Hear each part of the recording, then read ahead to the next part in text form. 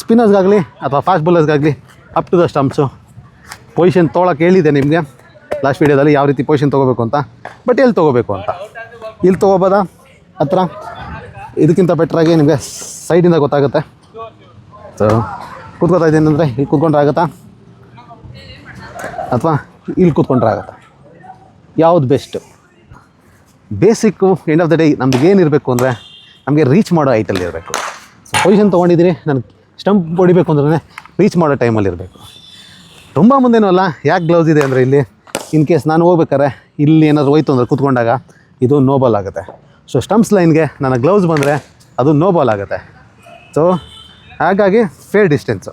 So ನನಗೆ fair distance ಇಲ್ಲಿ reach ಆಗೋ ಥರ ಎರಡು ಕೈ ನಾನು ಇಲ್ಲಿ ಹೋದ್ರೂ ರೀಚ್ ಮಾಡೋ ಥರ ನನ್ನ ಫೇರ್ ಡಿಸ್ಟೆನ್ಸಲ್ಲಿ ಇರಬೇಕಾಗತ್ತೆ.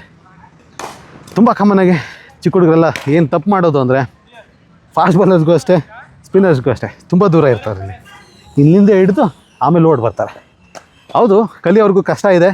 ಇಲ್ಲಿ ಹತ್ತಿರ ಡಿಸ್ಟೆನ್ಸಲ್ಲಿ ಇಟ್ಕೊಂಡು ಬಾಲ್ ಹಿಡಿಬೇಕಂದ್ರೆ ಕಷ್ಟ ಇದೆ, ಈಸಿ ಅಲ್ಲ. ಬಟ್ ಪ್ರಾಕ್ಟೀಸ್ ಮಾಡಬೇಕಾಗತ್ತೆ. ಸೊ ಪ್ರಾಕ್ಟೀಸ್ ಮಾಡದೆ ಏನೂ ಇಂಪ್ರೂವ್ ಆಗೋಲ್ಲ, ಏನೂ ಕಲಿಯೋಕ್ಕಾಗಲ್ಲ.